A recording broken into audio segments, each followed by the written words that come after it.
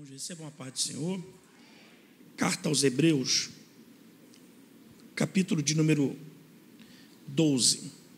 A minha tradução diz, verso 14 do capítulo 12 da carta aos Hebreus: procure viver em paz com todos e busquem a santificação, sem a qual ninguém verá o Senhor, cuidando para que ninguém fique afastado da graça de Deus e que nenhuma raiz de amargura brotando cause perturbação e por meio dela muitos sejam contaminados. Cuidem para que não haja nenhum impuro ou profano como Esaú, o qual por um prato de comida vendeu o seu direito de primogenitura. Amém. Quando a gente fala sobre amargura, a gente entende que é um dos sentimentos mais nocivos da alma humana. Talvez você não tenha notado a gravidade desse texto quando ele fala que o resultado de uma alma amargurada é ser privado da graça de Deus. Então esse escritor está brilhantemente dizendo que o pecado não nos priva da graça, porque pecado confessado é pecado tratado. E o que trata pecado é a confissão, perdão e graça. Mas ele diz aqui que a amargura, que é um sentimento nocivo, esse sim, se não tratado, pode nos privar da graça de Deus. Essa palavra amargura vem de um termo grego chamado pikria, que tem a conotação de acerbidade, ira, contenda e desgosto. Então ele está dizendo que as pessoas iradas, desgostosas, as pessoas que na verdade desenvolvem tristeza profunda e mágoa, elas podem ser nocivas à sua caminhada cristã e comprometer a graça que lhe é manifesta. Quando a gente fala sobre isso, a gente entende que as escrituras estão recheadas de pessoas amarguradas, porque na verdade a amargura ela tem um princípio, frustração. Uma frustração que não é tratada, ou uma palavra que você recebe que não foi bem colocada, ela pode trazer no seu coração mágoa. Eu me lembro que eu já disse que a maioria de nós que somos pentecostais temos a tendência de mascarar uma enfermidade emocional com aleluia e glória a Deus. As pessoas dão aleluia e glória a Deus, mas elas estão enfermas na alma. Eu também não digo que isso é proibido, porque é terapêutico. Eu até aconselho que faça parte da sua terapia ocupacional que você dê glórias a Deus e aleluia. Mas que você não esqueça que a sua alma é o centro das suas emoções. A alma, na verdade, é o contexto do seu pensamento.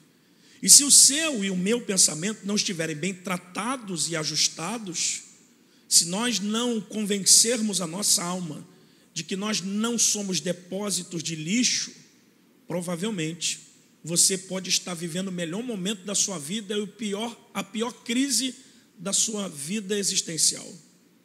Quando a gente fala desses exemplos, talvez o primeiro exemplo que foi citado pelo escritor aqui é o Esaú.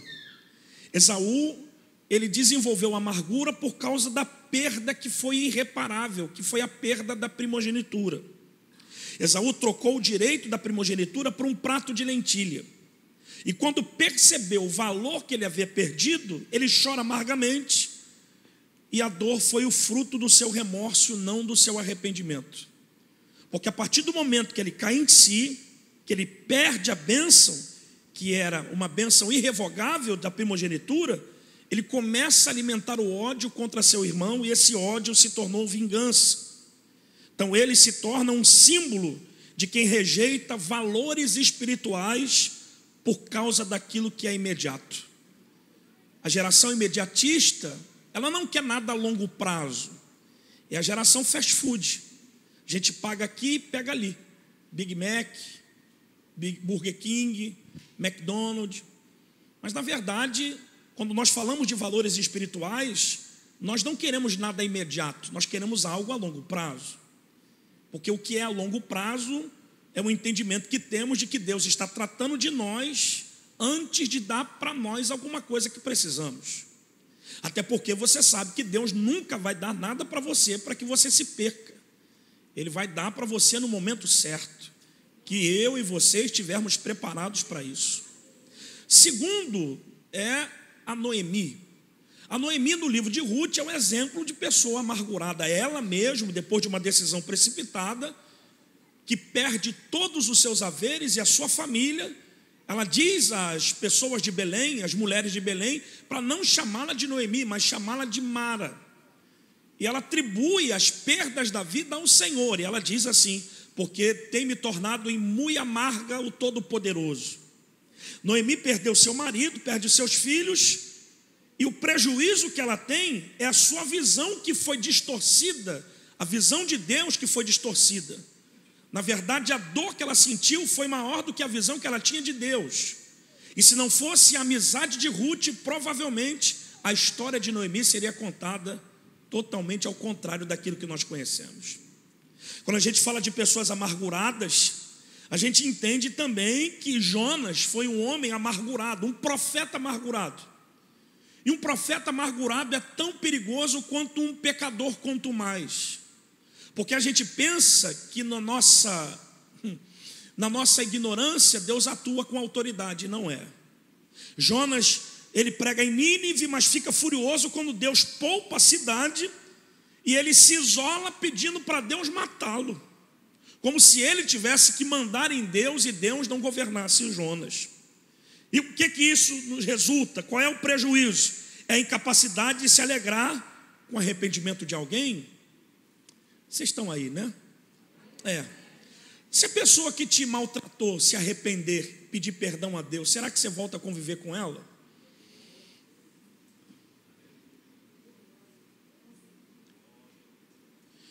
Conflito de Jonas veio direto contra a vontade de Deus. Por isso, o livro de Jonas termina com um profeta que tem um grande chamado, mas com a alma amargurada, aprisionada. Talvez você conheça tanta gente talentosa, mas que não foi a lugar nenhum. Tanta gente que muitos dons, mas que não foram a lugar nenhum, porque a alma está presa. E alguém com uma alma presa, dá um sorriso, é semelhante a Ana, fica estéril. A esterilidade de Ana foi causada, lógico, pelo comentário que faz o cronista, que o Senhor cerrou a sua madre, porque ela vive num contexto de uma sociedade machista. Mas quando ela vai orar, a Bíblia diz que ela ora com amargura de alma. Então, na verdade, o resultado da sua dor física é a dor emocional que ela não sabia tratar. Porque gente amargurada fica estéril. E por que é que Deus precisou curar Ana da sua mente antes de abrir a sua madre? Porque Samuel não seria vingança.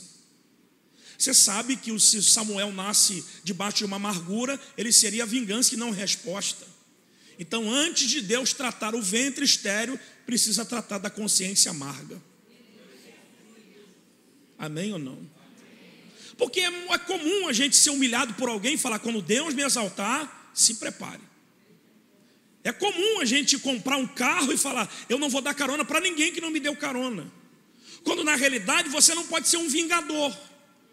A justiça de Deus não é para que você se vingue, é para que todos saibam que você está sendo cuidado por Ele. A amargura pode ser alimentada pelo orgulho, pelo senso de justiça própria, e nos afasta completamente da compaixão de Deus, fazendo com que o amargurado viva uma vida isolada. Cuidado com o isolamento, irmão. Porque o diabo é mestre em isolar-nos da convivência, da comunhão. Porque foi pelo isolamento que Eva errou.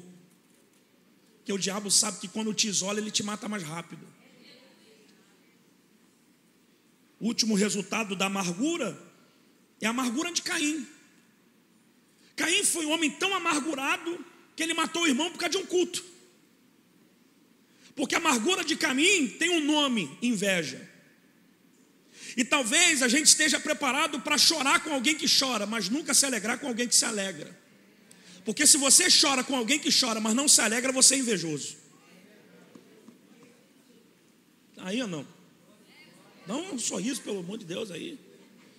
Se você não consegue se alegrar com a vitória do seu irmão, você é invejoso. Porque o problema não é Deus nos abençoar ou abençoar alguém, é como nós vamos lidar com a bênção do nosso próximo. José precisou conviver com isso. Eu estava falando isso hoje à tarde. Porque José, ele chegou na cadeia primeiro e foi o último a sair. Você tem que aprender a conviver com gente que chega depois, mas é abençoado primeiro. Até o nível de glória a Deus, acho que eu estou falando com pessoas que precisam ser tratadas. Quando a gente fala isso, o prejuízo é que o Caim comete suicídio. Aliás, homicídio, perdão. E ele torna-se um fugitivo, carregando para sempre a marca de uma maldição. Eu queria muito falar com vocês nessa noite sobre isso. Porque, para quem não sabe, a amargura torna ou nos faz ser pessoas detestáveis. Ninguém gosta de conviver com a gente, com pessoas amargas, que não expressa alegria, sorriso, que não expressa contentamento, e não tem nada a ver com a tua luta, não tem nada a ver com a nossa prova, porque nós não vivemos alegrias e tristezas pela quantidade de dinheiro do bolso, mas pelo nível de relacionamento com Deus. Porque se o seu relacionamento com Deus é seguro, a sua alegria não depende daquilo que você tem. Ninguém gosta de ficar perto de alguém amargurado, porque um amargurado só sabe falar do assunto de pessoas que feriram, que machucaram. Você nunca vai conduzir a sua vida em paz se você veio de um relacionamento frustrado e que você não conseguiu superar essa frustração. Você talvez esteja condenada a um suicídio vivo, suicídio dos sonhos, dos planos e dos projetos. Porque a partir de um momento na vida, a gente só passa a existir sem viver. Segunda coisa é que a amargura traz extremos prejuízos espirituais. Pastor, por quê? Porque o espírito é a dimensão do homem e ele é responsável pela comunicação com Deus.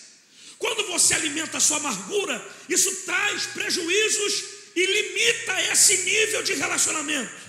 Porque a amargura é um sentimento que nos afasta de Deus. E o problema é que ela não te afasta da noite para o dia, ela te afasta gradativamente, sem que você perceba que você está distante. De maneira que você continua com roupa de crente, mas distante do relacionamento com Deus.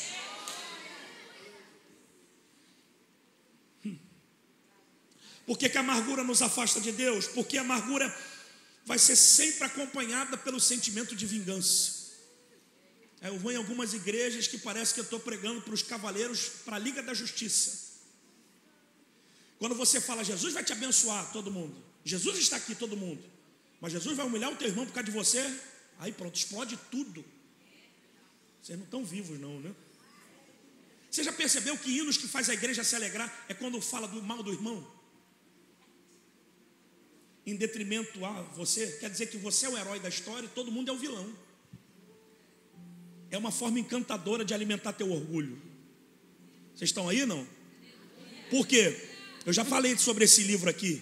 No livro Perfil dos Três Reis, a frase que ficou eternizada é que Davi, ele passou o momento da vida tendo aparência de Davi, mas o coração de Saul. Porque tem gente que tem aparência de herói, mas comportamento de um vilão. Aí quando a gente escuta uma canção, vai lá e pega quem falou da minha vida, pronto, é para mim. Mas você nunca percebeu que é você que pode ser o perseguidor? Você nunca percebeu que você que pode ser o vilão da história, o impostor? Mas é muito mais fácil a gente colocar a carapuça nos outros do que vestir a nossa. Terceiro, a amargura trai para nós prejuízos psicológicos. A alma, como sede das emoções, fica sobrecarregada.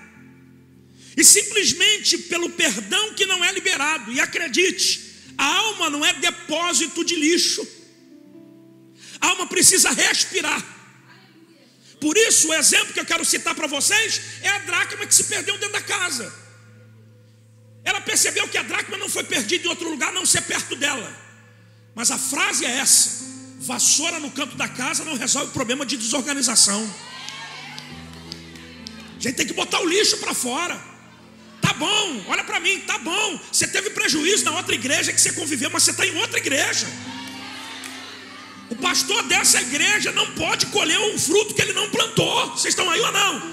Não, pastor, mas eu estou numa empresa, mas não consigo virar, porque tudo me traz a lembrança do... Calma aí, você está em outra geografia. Você não pode condenar esse tempo novo que você está vivendo com Deus por causa de coisas antigas. Jesus, dá glória a Deus. Porque o Senhor diz: não considereis as coisas antigas, porque eis que faço coisa nova. Você está vivendo em algo novo. Deus está te presenteando com uma geografia nova, com novas amizades, novos relacionamentos. Mas está você de bico, está você amargurado, está você de braço cruzado. Bota um sorriso nesse rosto e bota Satanás no lugar dele. Você nasceu para ser feliz.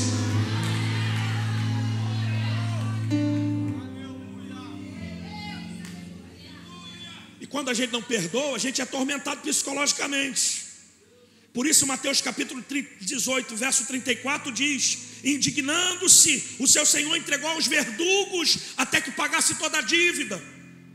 E a tormenta aqui é por alguém que não perdoou, é atormentado de dia e de noite. Dá um sorriso, que tem gente que não está dormindo porque não perdoa. Ninguém dá glória a Deus. Gente que não funciona emocionalmente. Isso é a tua vida emocional. Vocês não estão aí. Porque é bacana a gente ficar achando que tudo é diabo, tudo é demônio. A gente sempre é um mocinho, mas tudo é o diabo. Até a falta do perdão é o diabo, então, que te influencia a não perdoar, né?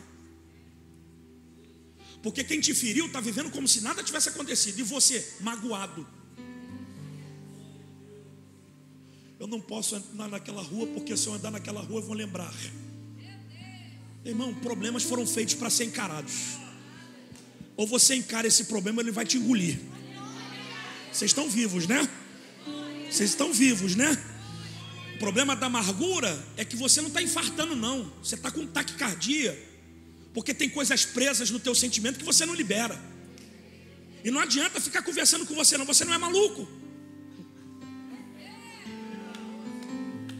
Vocês estão aí ou não? Por isso que eu sou da teologia pentecostal.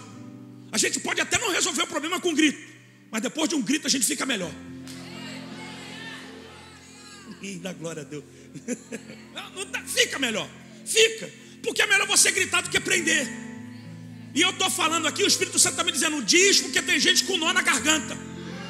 Você está com um bolo na garganta, você está querendo sumir, desaparecer, morrer. E Deus está dizendo: ao invés de você morrer, na verdade você já está morto. Adore o meu nome. Porque só a adoração extravagante muda a sentença. Deus quer mudar a sentença da sua vida, mas você de boca calada não consegue fazer isso. Tome a mão do teu irmão, diga: hoje acaba as dores de cabeça. Diga: hoje acaba a insônia. Diga: hoje acaba o esgotamento. Hoje acaba a pressão alta.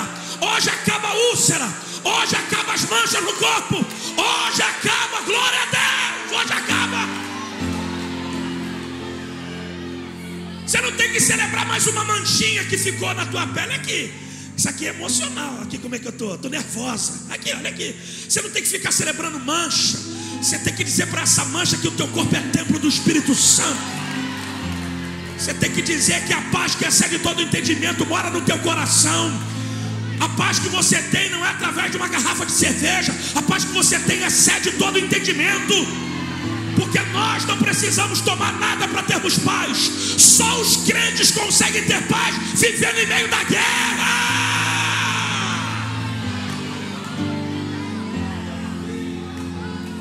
Bote na mão do teu irmão, diga para ele: cuidado.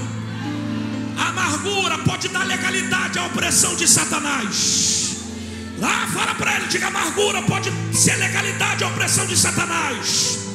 Segunda carta de Paulo aos Coríntios, capítulo 2, verso 10 e 11, ele diz: se vocês perdoam alguém, eu também perdoo vocês. E aquilo que perdoei, se é que havia alguma coisa para perdoar, perdoei na presença de Cristo, por amor de vocês, disse Paulo, a fim de que Satanás não tivesse vantagem sobre nós, pois nós não ignoramos as suas intenções. Quando você perdoa, você está dizendo: Satanás, do meu ódio você não se alimenta. Olha para mim, dá um sorriso. Provavelmente o que está faltando na sua família é você perdoar. É parar de jogar o passado do teu cônjuge na cara dele quando você estiver nervosa. Vocês não estão aí. Porque quem perdoa, olha para mim, quem perdoa sabe muito bem lidar com as coisas que passaram. Eu não esqueci, mas não vou ficar jogando isso na tua cara. Vocês não estão aí. Porque ficar jogando na cara é golpe baixo. Se você perdoa, você não tem o direito de trazer esse assunto de novo para a mesa. Vocês não estão vivos mais. Se você perdoa, não traga mais esse assunto para a mesa. Toque em outro assunto. Fala do cabelo, fala do sovaco, fala do cheiro, fala mas não traga mais esse assunto para a mesa. Por quê? Porque o diabo não vai se alimentar desse negócio.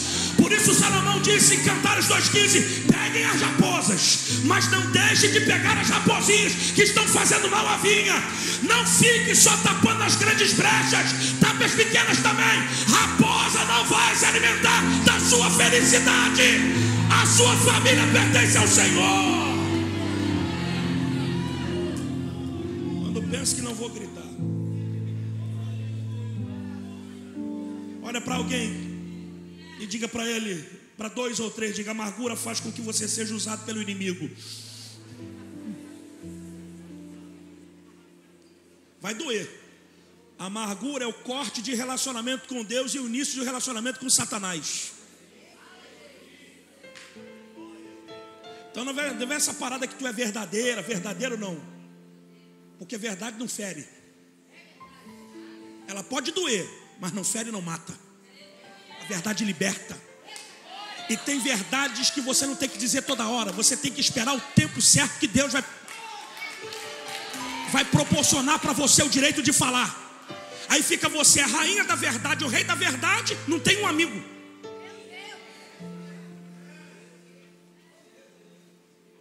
Você é tão chato que nem o diabo fica perto de você. Ele te usa e vai embora.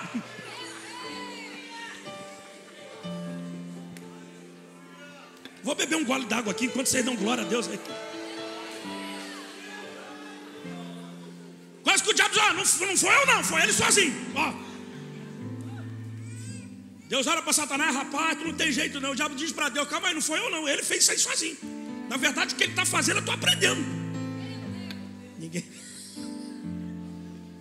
Pastor Cote vai dizer que toda ferida causada por maus relacionamentos construiu-se numa porta aberta para a atuação de demônios. Por quê, pastor? Porque a amargura procura culpar os outros por causa da dor que você sente. Êxodo capítulo 15, verso 24. O povo murmurou contra Moisés dizendo: o que havemos de beber? O povo está tão amargurado que projetou a sua amargura para o líder Moisés. Na verdade, eles precisavam encontrar um culpado para justificar a sua falta de fé. E você já sabe, né? Quando alguém naufraga, crucifica alguém que disse que ia dar certo. Ninguém entendeu. Davi, quando foi saqueado em Ziglag, os próprios soldados que estavam com ele culparam Davi pelo saque que ele recebeu dos amalequitas em Ziglag. Só que Davi não perdeu o equilíbrio. Davi conhecia que era Deus. A Bíblia diz que ele se esforçou no Senhor e buscou a Deus, e Deus deu para ele uma resposta. Vocês estão aí ou não, gente? Pastor, mas estão me acusando. Fique em paz. Se você não tem culpa, tudo que é mentira vai cair por terra. Porque o que prevalece na sua vida é a verdade. A mentira não vai prevalecer. Agora olha para o teu irmão e diga assim: qual é o nome da amargura que a gente está carregando? Fala para ele, que a gente, não diz dele não, porque ele vai se sentir ofendido. Quem é que tem levado a culpa pelo momento que você está vivendo? Quem é que está sofrendo para que você destile o seu veneno de amargura? Quem foi a pessoa que você escolheu para machucar por causa da dor que você está sentindo? E tem gente que está colhendo na tua vida o que não plantou, porque para ficar perto de você tem que te amar mais do que você se ama. Aí quem é que sofre? Teu esposo, tua mulher, teus pais, teu patrão, teu amigo, teu pastor. Até mesmo Deus está sofrendo. Porque quando você não tem que culpar ninguém, você olha para o céu dizendo: aonde tu estás?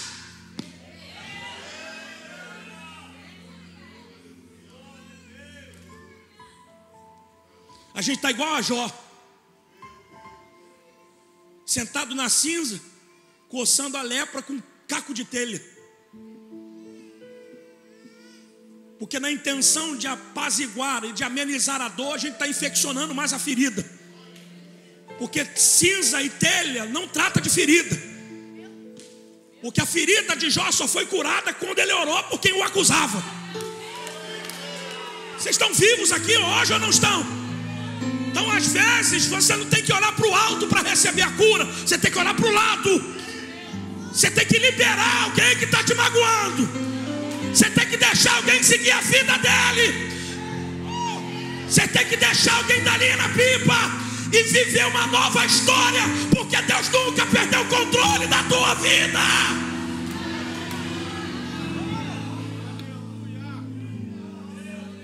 Olha para o teu irmão, diga para ele: quer romper com tudo isso?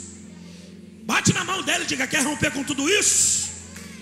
Dá um sorriso para ele, porque tu vai ser profeta. Diga: admita a sua incapacidade de mudar o teu passado. Nós não estamos vendendo a ideia de um velório, de uma máquina do tempo que você vai voltar em 1985 e vai resolver toda a banca que diferiu lá. Então, como não pode se mudar o passado, não deixa o passado mudar teu presente. Bate na mão de alguém e diga: existe um tempo novo na sua vida. Diga: ele não vai chegar não, ele já está aí. Diga: tempo novo, novas amizades, nova geografia, novos sentimentos, um nível novo de espiritualidade, até um novo ministério Deus pode entregar na tua mão aqui hoje. Mas pelo amor de Deus, admita que o seu passado está te influenciando, porque o primeiro passo para a gente romper com isso é admitir a nossa incompetência de mudar o passado. Eu sei que o passado machuca. Uma violência, uma palavra, uma atitude de alguém, até uma mensagem, uma forma mais agressiva. Eu descobri que existem violências religiosas, pessoas violentadas religiosamente, porque em nome da fé tem obreiro matando seus filhos.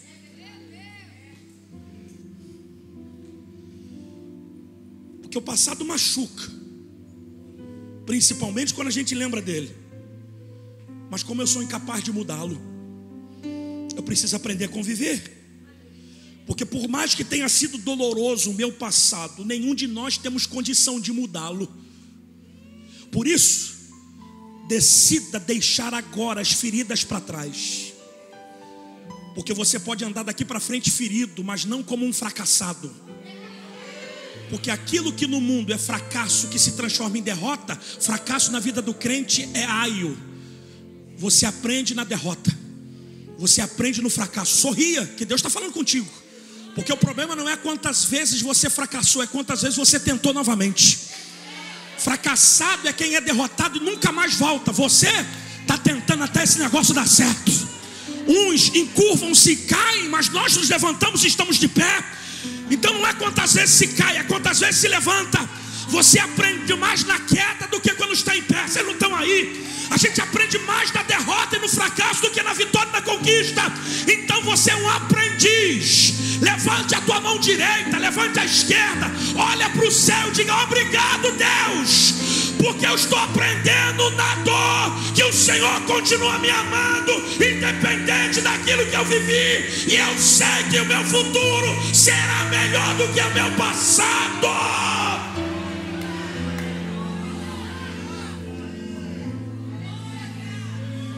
Fica lá com a varinha pescando no mar do esquecimento que Deus já mandou você esquecer. Número 2.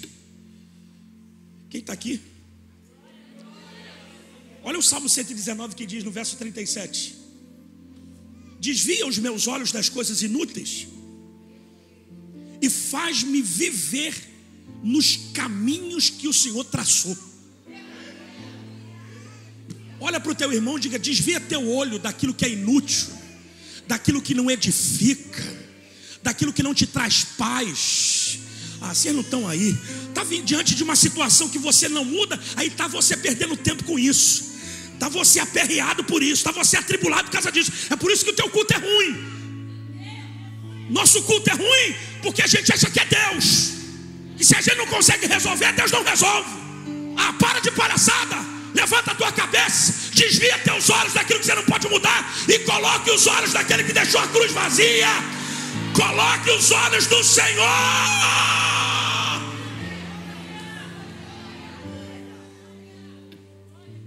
Para que a gente vai continuar sofrendo a respeito de uma traição, de uma ofensa, de uma decepção, de um abuso? Para que a gente vai continuar sofrendo? E que benefício a gente vai ter se a gente continuar se mantendo cativo a lembranças de dor? Deus está te dizendo para você decidir romper com isso, porque parece que você é um masoquista, você gosta de sofrer, você sente prazer na dor. Estou arrepiado porque está doendo. Então você sai disso. Eu quero te dar paz. Eu quero fazer você desfrutar uma vida abundante. Eu quero que a tua família seja modelo naquela rua. Vocês não estão aí. Eu quero que você seja referência no teu bairro. Eu quero que pessoas que pensam em tirar a sua própria vida olhem para você e tenham você como modelo. Porque se Deus te ajudou a superar, Deus vai te usar para ajudá-los também.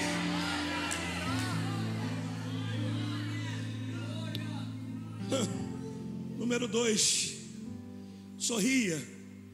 Quer romper com a amargura? Fica disposto a liberar quem te feriu. Eu já preguei aqui uma vez sobre o José. José estava ricão, governador do Egito, rico, próspero, mandando em tudo. Mas ele tinha um problema, passado. Ele tinha um momento da vida dele que ele podia se alegrar, quando Deus botou o Egito próspero e Canaã em crise. E os irmãos de José desceram para o Egito para poder pedir pão, pedir trigo. E quem é que está mandando no celeiro? José. Ele não podia cantar? Quem me viu na prova e não me ajudou? Podia, mas quem disse que gente amarga canta? A festa é sua, mas você não tem motivo de se alegrar. Porque não adianta você ter muitas coisas na mão se não tem nada na mente. Cara, José estava rico. E ele olha para os irmãos chegando no Egito para pedir comida. E a Bíblia diz que ele conhece os irmãos e os irmãos não conhecem ele. Peraí. Ao invés de falar, olha o que Deus fez, que eu nunca precisei da capa. Vocês rasgaram minha capa e nunca foi a capa, sempre foi Deus. Vocês acharam que era a túnica? Fica com a túnica, fica com o microfone, fica com a igreja. Você não pode roubar meu chamado. Né? Mas não. Como amargurado não pode celebrar, ele resolveu se vingar. E não venha com essa historinha de que ele foi abandonado pelo pai, porque na verdade chegou um momento que quem abandonou o pai foi José.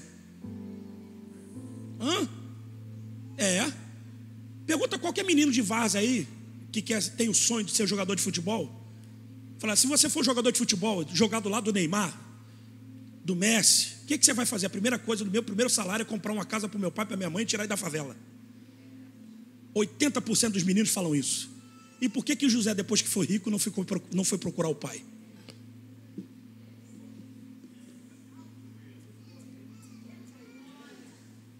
Você entendeu?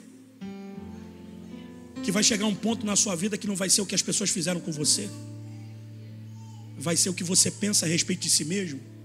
Que não adianta você ter coroa de governador, mas pensa como escravo.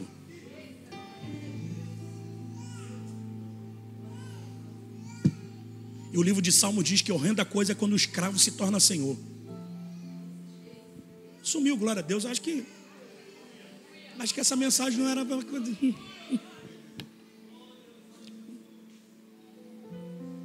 Quando Paulo escreve aos Colossenses, no capítulo 3, verso 13, ele diz: sejam amáveis e prontos para perdoar, jamais guardem rancor, lembrem-se que o Senhor os perdoou, portanto vocês devem perdoar aos outros. Família não sobrevive sem perdão. Vida conjugal não tem sobrevivência sem perdão. E o melhor lugar para se perdoar é na mesa. Eu disse aqui de uma vez que eu preguei sobre família: se eu chegar na tua casa e aquela mesa estiver lá com aquele castiçal que você comprou lá embaixo na cidade, deixa para lá.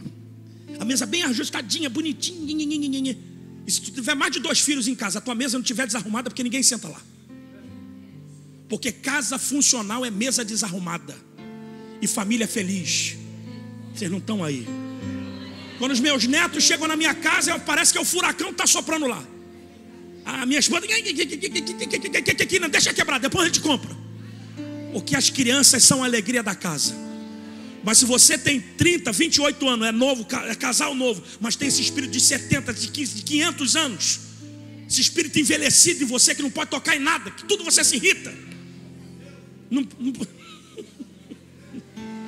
Na verdade você deve estar sofrendo de toque.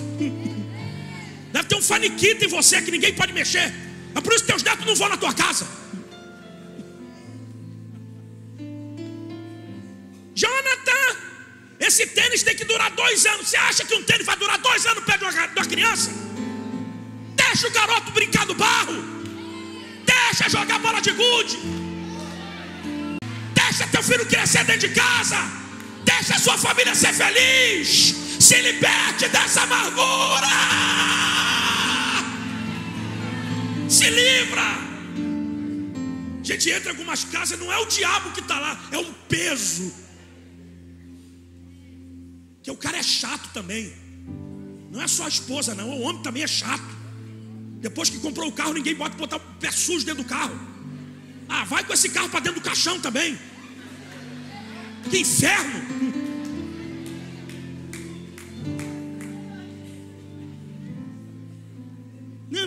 Não pode, cuidado, hein?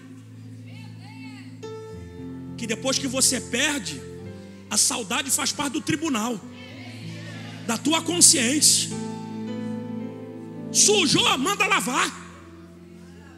Vocês não estão vivos mais. Quebrou, compra de novo, conserta. Vai lá no TikTok, arruma lá e faz uma gambiarra, conserta. Mas deixa a sua casa feliz. Olha para o teu irmão e diga assim: a tua família não vai viver num ambiente de guerra, mas num celeiro de bênçãos. Diga: as pessoas vão entrar na tua casa e não vão querer ir embora, pela paz que eles vão sentir lá dentro. Alguém vai perguntar para você qual é a receita. A receita é que você deixou Jesus morar lá.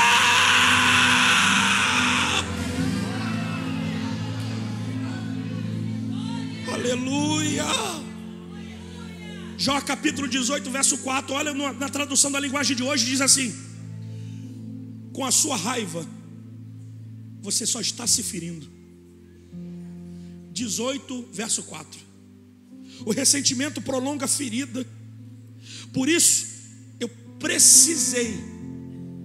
Não é que eu queria, eu precisava perdoar. Porque todas as vezes que eu tocava no testemunho do meu filho, eu lembrava que tinha alguém que estava vivo enquanto meu filho estava morto. Ninguém deu glória. Então eu precisei perdoar. Porque o perdão não faz com que você seja um mané. O perdão não faz com que você seja o bobão. Eu fui um bobo de ter perdoado. O perdão faz com que você seja o herói. Porque agora o juízo está na cabeça de quem te magoou. A Bíblia diz: amontoe brasas sobre a cabeça deles. Vocês não estão vivos mais.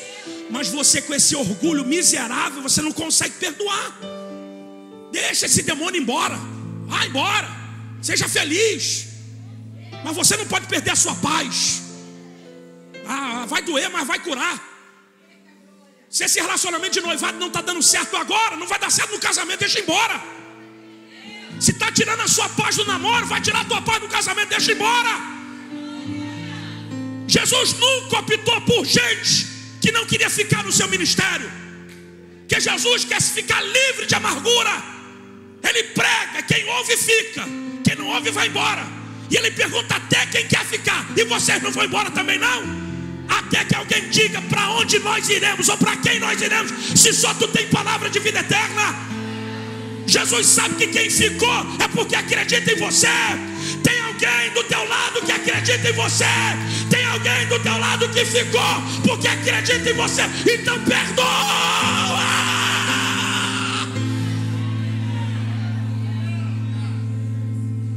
perdoa.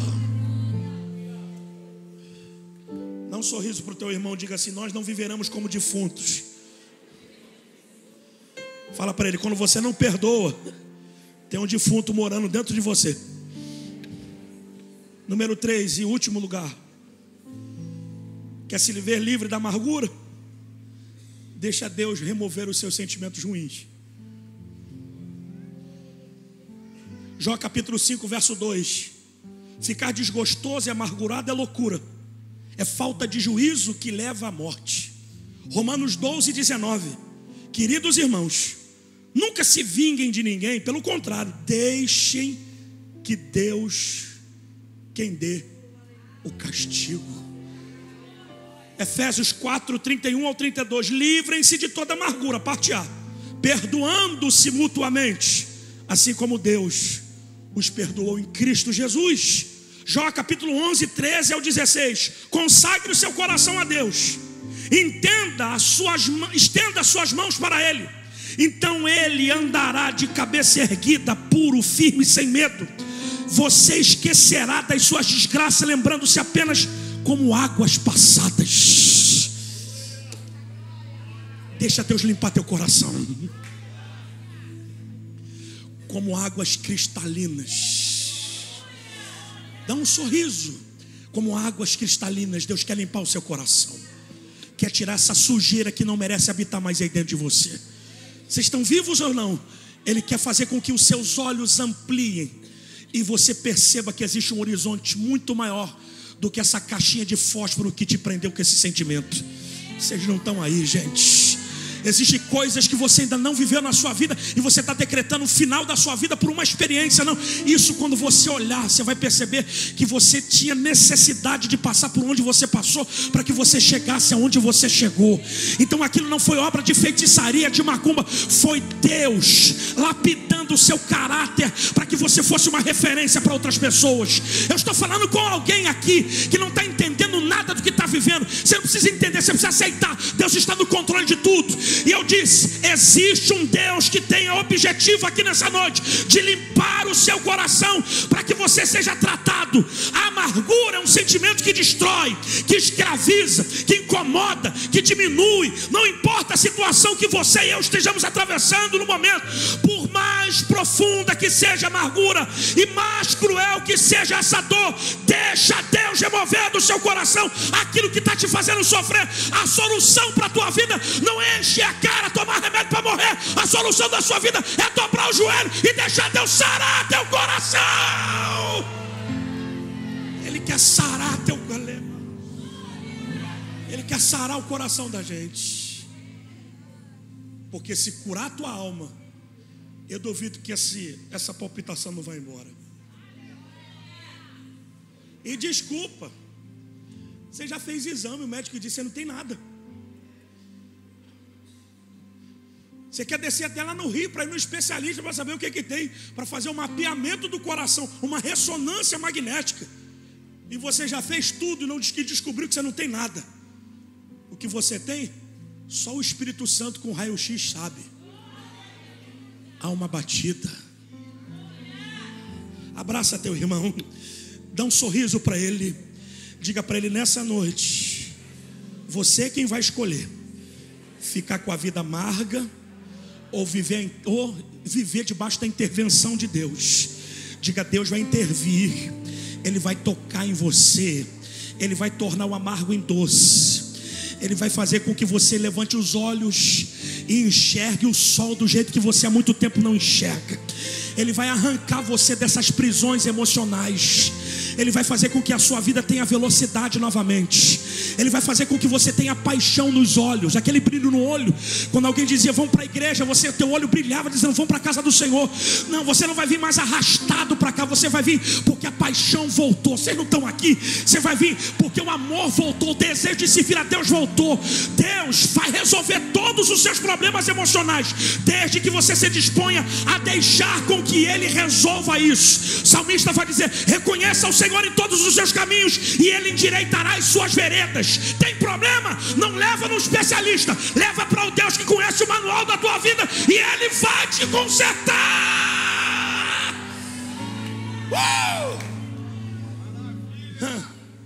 Olha para alguém e diga assim: onde Deus coloca um ponto final, não há mais ninguém que tenha a coragem e a possibilidade de colocar uma vírgula. Diga: essa história vai encerrar hoje, e não tem demônio no inferno que vai fazer você reviver o que Deus está resolvendo. Para isso, o Espírito Santo está aqui.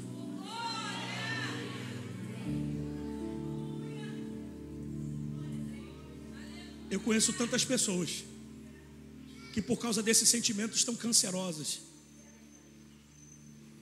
estão definhando. Eu conheço tantas pessoas desviadas da igreja, que hoje falam mal da igreja, porque não souberam tratar a amargura. A igreja não é o melhor lugar para se estar, porque a igreja é constituída de pessoas imperfeitas. Mas aqui é o melhor lugar para se estar, quando você entende que é aqui que o Senhor ordena a bênção. É aqui que Deus te ensina a conviver com gente diferente. É aqui que Deus te ensina a ter paz no momento de tribulação. É aqui que a palavra te alcança, esmiuça todos os seus sentimentos, como o martelo esmiuça uma pedra. É aqui. Agora, só se você quiser. É bom te ter aqui comigo, Senhor. Vem, Senhor. Talvez o Espírito Santo esteja batendo na porta do teu coração, dizendo: eu quero te renovar. Mas eu percebi que existe uma interferência entre eu e você. Eu não consigo te ver direito, porque a tua alma está um lixo. Você acumulou tanta palavra, acumulou tanto sentimento, que o Espírito tem dificuldade de te alcançar.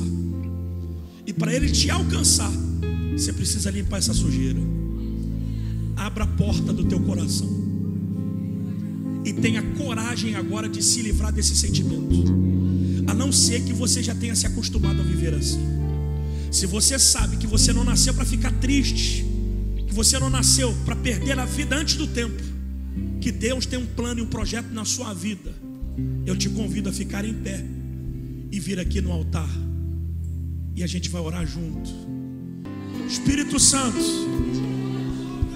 eu quero te pedir que o Senhor faça a tua obra sobre a vida dos nossos irmãos.